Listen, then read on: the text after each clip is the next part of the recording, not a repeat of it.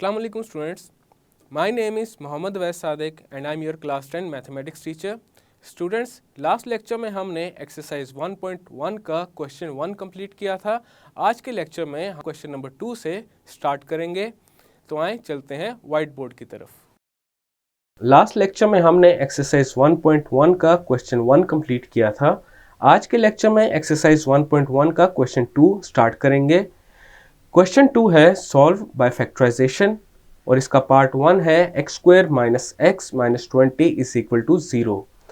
अब यहाँ पे देखा जा सकता है हमारे पास ये जो इक्वेशन गिवन है ये एक क्वाड्रेटिक इक्वेशन है और क्वाड्रेटिक इक्वेशन की जो स्टैंडर्ड फॉर्म है वो क्या होती है A x square plus B x plus C is equal to 0। अब हमारे पास क्वेश्चन में जो इक्वेशन गिवन है उसमें जो एक्स स्क्वायर का कोफिशिएंट है वो है 1, तो a हमारे पास इक्वल हुआ 1 के, x का कोफिशिएंट है -1 तो b इक्वल हो गया -1 के और c जो कि कांस्टेंट है वो किसके इक्वल हुआ -20 के।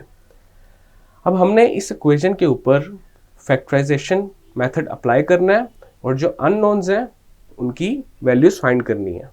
फैक्टराइजेशन मेथड में सबसे पहले हम क्या करते थे, ये जो एक्स स्क्वायर का कोफिशिएंट है वो और ये जो c है -20 उसको मल्टीप्लाई करते थे, लेकिन यहाँ पे हम -20 को कंसीडर नहीं करेंगे, हम जस्ट 20 पिक करेंगे और 20 को 1 से मल्टीप्लाई करेंगे। 20 इंटू 1 इज 20। नेक्स्ट हम ये करेंगे, ये जो 20 है इसको फैक्टराइज करेंगे। 20 की जो फैक्टराइजेशन है वो क्या होती है 2 इंटू 2 इंटू 5। अब यहाँ पे हमने 20 को फैक्टराइज कर लिया है तो 20 हमारे पास किसके इक्वल है 2 इंटू 2 इंटू 5। अब हमारे पास यहाँ पे 3 नंबर्स हैं 2, 2 एंड 5। अब इन 3 नंबर्स को हमने इस तरह से मैनिपुलेट करना है बाय यूजिंग एडिशन और सब्ट्रैक्शन कि हमारे पास जो x के साथ कोफिशिएंट है 1 वो बन जाए। तो यहाँ पे देखा जा सकता है अगर मैं 2 इंटू 2 को मल्टीप्लाई करूँ तो ये 4 होता है और ये एक 5 है तो 5 माइनस 4 क्या होता है 1। अब वैसे तो x के साथ जो कोफिशिएंट है वो -1 है, लेकिन हम अज्यूम करते हैं कि 1 है बिकॉज हम माइनस साइन को अभी इग्नोर करते हैं फ़िलहाल के लिए।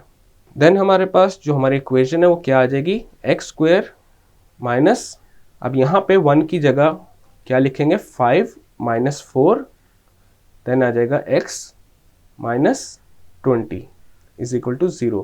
अब यहाँ पे एक और चीज़ देखी जा सकती है, ये जो 5 और 4 को जो मल्टीप्लाई करेंगे तो हमारे पास क्या आता है 5 इंटू 4 इज 20, तो ये 20 बन रहा है हमारे पास। तो यहाँ पे हमने ये जो x के साथ कोफिशिएंट था 1 उसको 5 माइनस 4 लिखा है वो बिल्कुल करेक्ट लिखा हुआ है।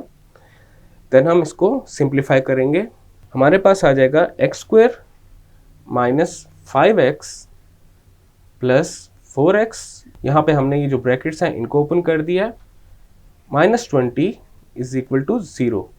अब यहाँ पे देखा जा सकता है -5x plus 4x is -x, तो जिस माइनस साइन को हमने पहले इग्नोर किया था वो हमारे पास बन रहा है यहाँ पे जब हम एक यहाँ पे एडिशन कर रहे हैं। अब हम क्या करेंगे, ये जो फर्स्ट 2 टर्म्स हैं एक्स स्क्वायर माइनस 5x इसमें से कॉमन लेंगे तो हमारे पास जो कॉमन है वो क्या आएगा x और ये किससे मल्टीप्लाई हो जाएगा x माइनस 5 से। देन ये जो थर्ड टर्म है और ये फोर्थ टर्म है इसमें से कॉमन लेंगे और यहाँ से क्या कॉमन आ रहा है 4, तो यहाँ आ जाएगा +4 और ये मल्टीप्लाई हो जाएगा x माइनस 5 से और इक्वल आ जाएगा 0 के। अब ये जो इक्वेशन हमारे पास बनी है इसमें देखा जा सकता है x माइनस 5 इस इक्वेशन में कॉमन आ रहा है, तो x माइनस 5 को कॉमन ले लेते हैं तो हमारे पास ये मल्टीप्लाई हो जाएगा x प्लस 4 से और इक्वल आ जाएगा 0 के।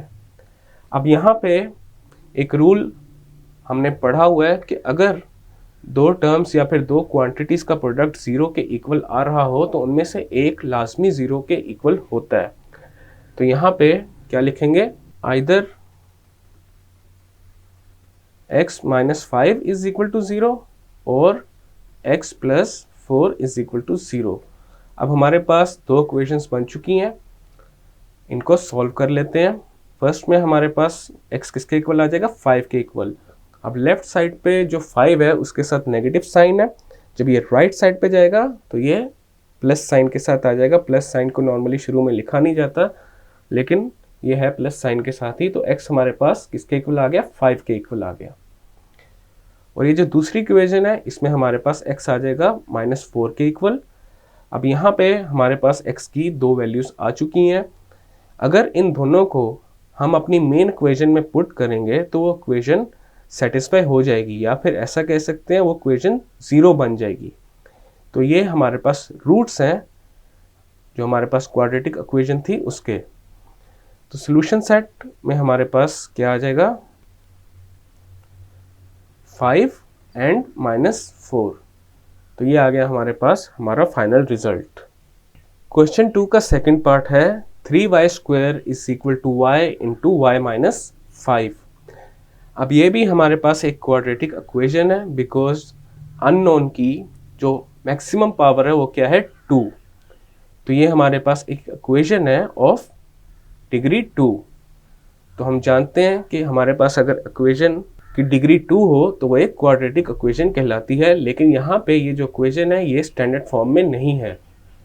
स्टैंडर्ड फॉर्म क्वाड्रेटिक इक्वेशन की होती है ax² plus bx plus c is equal to 0। तो सबसे पहले हमारे पास ये जो इक्वेशन है इसको हम स्टैंडर्ड फॉर्म में चेंज करेंगे। और यहाँ पे देखा जा सकता है जो अननोन वेरिएबल है वो y है। नॉर्मली अब तक हम जितने भी क्वेश्चंस करते हैं उसमें हम x को अननोन कंसीडर किया करते थे, लेकिन यहाँ पे y है तो y को ही लेके चलेंगे। तो सबसे पहले आ जाएगा 3y² is equal to, right side पे y को y माइनस 5 से मल्टीप्लाई करते हैं, y into y is y² minus 5y। Next क्या करेंगे हम, यहाँ पे जो हमारे पास राइट साइड पे जो टर्म्स हैं उनको लेफ्ट साइड पे ले जाएंगे, और जब उनको लेफ्ट साइड पे लेके जाएंगे तो इनके साइंस चेंज हो जाएंगे। तो ये आ जाएगा 3y² minus y² plus 5y, और राइट साइड पे हमारे पास कोई टर्म नहीं बचेगी तो राइट साइड पे आ जाएगा 0। अब यहाँ पे 3y² माइनस y² क्या होता है, 2y² plus 5y is equal to 0। ये हमारे पास बन गई है क्वाड्रेटिक इक्वेशन की स्टैंडर्ड फॉर्म। तो यहाँ पे जो a है वो है 2, b इज 5 और c क्या है, 0। अब हम फैक्टराइजेशन अप्लाई करेंगे। अब हम यहाँ पे क्या करेंगे, अब यहाँ पे c तो 0 है तो हम 0 को 2 से मल्टीप्लाई नहीं कर सकते, बिकॉज 0 इंटू 2 इज 0। तो ये हमारे पास जो 5 है ये फैक्टराइज नहीं होगा। इस तरह की अगर इक्वेशन आ जाए तो उसको करने का तरीका ये होता है कि y को कॉमन लिया जाए, या फिर जो भी अननोन हो उसको कॉमन लिया जाए। देन हमारे पास क्या आ जाएगा ब्रैकेट्स में, 2y plus 5 is equal to 0। अब यहाँ पे भी देखा जा सकता है हमारे पास दो टर्म्स हैं जिनको मल्टीप्लाई करके 0 आ रहा है। अब इसका मतलब ये है कि इन दोनों में से एटलीस्ट एक 0 के इक्वल है। तो यहाँ पे आ जाएगा either y is equal to 0 और 2y plus 5 is equal to 0। अब यहाँ पे ये जो पहली इक्वेशन आ रही है इसमें तो हमें डायरेक्टली सोल्यूशन ही आ गया, which is y is equal to 0। और जो सेकंड इक्वेशन है इसमें हम y को फाइंड करते हैं। तो यहाँ पे सबसे पहले क्या होगा, 2y is equal to -5। Left side पे जो 5 ऐड हो रहा था उसको राइट साइड पे ले जाते हैं और ये -5 आ जाएगा, और यहाँ से y क्या आ जाएगा, -5/2। 2 यहाँ पे लेफ्ट साइड पे y के साथ मल्टीप्लाई हो रहा था, तो जब इसको राइट साइड पे लेके जाएंगे तो ये डिवाइड हो जाएगा। तो इसी वजह से यहाँ पे आ गया -5/2। तो हमारे पास जो सोल्यूशन सेट है वो क्या आ जाएगा, सोल्यूशन सेट हमारे पास आ जाएगा 0 -5/2। जो हमारे पास इक्वेशन थी उसके दो रूट्स आ गए हैं, पहला रूट है 0 एंड दूसरा रूट है -5/2। आगे चलने से पहले यहाँ पे एक और बात बताना ज़रूरी है, वो ये है कि ये जो क्वेश्चन में हमारे पास y गिवन था इसको अगर हम लेफ्ट साइड पे लेके जाते तो ये हमारे पास क्या होता, 3y² ओवर y, क्योंकि राइट साइड पे ये मल्टीप्लाई हो रहा था y-5 के साथ, तो लेफ्ट साइड पे जब जाएगा तो 3y² से डिवाइड हो जाएगा, तो ये इक्वल आता y-5 के। अब लेफ्ट साइड पे ये जो y है स्क्वायर से कैंसिल आउट हो जाएगा, because y² is equal to y into y, तो एक y ये जो डिनोमिनेटर में y है उससे कैंसिल आउट हो जाएगा, तो हमारे पास क्या आएगा, 3y is equal to y-5। अब ये हमारे पास एक लीनियर इक्वेशन बन चुकी है, ये क्वाड्रेटिक इक्वेशन नहीं है। और जब लीनियर इक्वेशन को हम सॉल्व करते हैं हमारे पास सिर्फ एक ही सोल्यूशन आता है।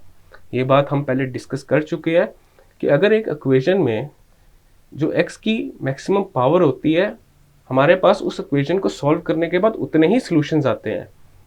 अब क्वाड्रेटिक इक्वेशन में जो x की मैक्सिमम पावर होती है वो 2 होती है, तो इसी वजह से उसके 2 सॉल्यूशंस निकलते हैं। लेकिन एक लीनियर इक्वेशन में जो अननोन होता है उसकी मैक्सिमम पावर या हाईएस्ट पावर 1 होती है, तो लीनियर इक्वेशन में ऑलवेज हमारे पास एक ही सोल्यूशन आता है। तो अगर हम ये वाला मेथड अप्लाई करते तो हमारे पास एक ही सोल्यूशन आता। तो ये मेथड बिल्कुल भी यहाँ पे अप्लाई नहीं करना, क्योंकि हमें एक सोल्यूशन नहीं चाहिए, हमें 2 चाहिए। हमने ये जो क्वाड्रेटिक इक्वेशन है इसको सॉल्व करना है, तो ये वाला मेथड बिल्कुल भी अप्लाई नहीं करना, दिस इज नॉट एप्लीकेबल।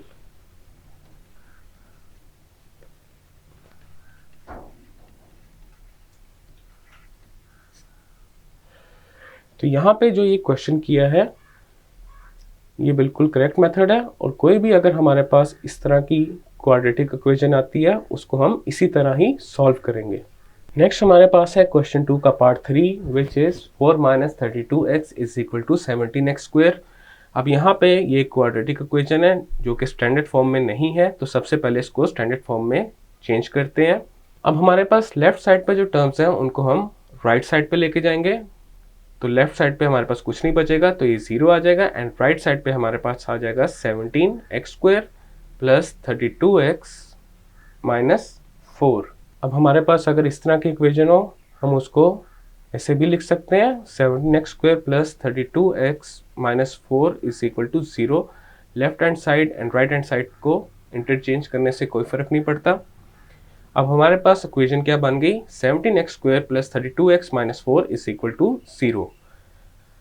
अब हम सबसे पहले क्या करेंगे, ये जो 17 है इसको मल्टीप्लाई करेंगे 4 के साथ। 17 इंटू 4 इज 68।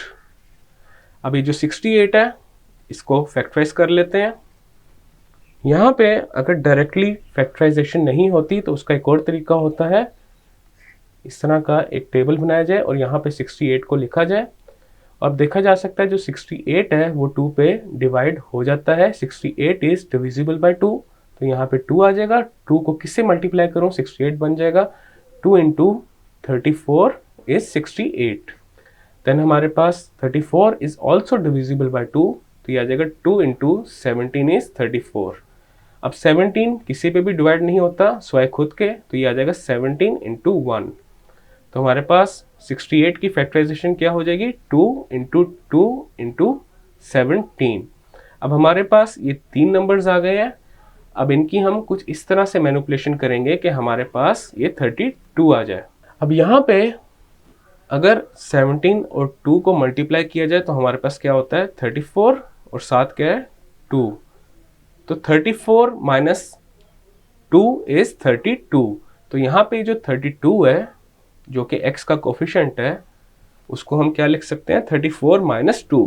अब हमारे पास जो क्वाड्रेटिक इक्वेशन है वो क्या बन जाएगी, 17x² प्लस 32 की जगह आ जाएगा 34 minus 2, x minus 4 is equal to 0। और यहाँ पे ये चीज़ नोटिस की जा सकती है, 34 को जब 2 से मल्टीप्लाई करेंगे तो 68 आता है। तो ये हमने जो 32 को मैनिपुलेट करके लिखा है बिल्कुल करेक्ट है। अब यहाँ पे ब्रैकेट्स ओपन कर लेंगे तो ये आ जाएगा 17x² plus 34x minus 2x minus 4 is equal to 0। अभी जो फर्स्ट 2 टर्म्स हैं इसमें देखा जा सकता है 17x कॉमन आ रहा है हमारे पास, तो 17x कॉमन लेते हैं और ये मल्टीप्लाई हो जाएगा x प्लस 2 के साथ। देन ये जो बाकी दो टर्म्स हैं इसमें से -2 कॉमन आ रहा है, तो यहाँ पे -2 आ गया और ये मल्टीप्लाई हो जाएगा x+2 से और इक्वल आ जाएगा 0 के। अब इस पूरी इक्वेशन में जो ये x+2 है ये कॉमन आ रहा है, तो x+2 को कॉमन लेते हैं और ये मल्टीप्लाई हो जाएगा 17x - 2 से और इक्वल आ जाएगा 0 के।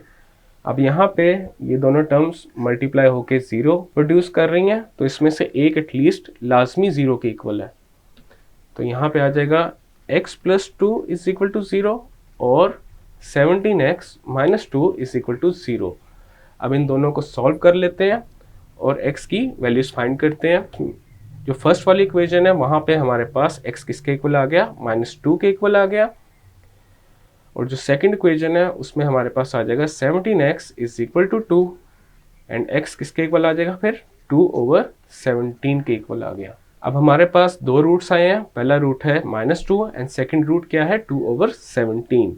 तो जो हमारा सोल्यूशन सेट बनेगा उसमें हमारे पास क्या आ जाएगा, -2 एंड 2/17, और ये है हमारा फाइनल रिजल्ट।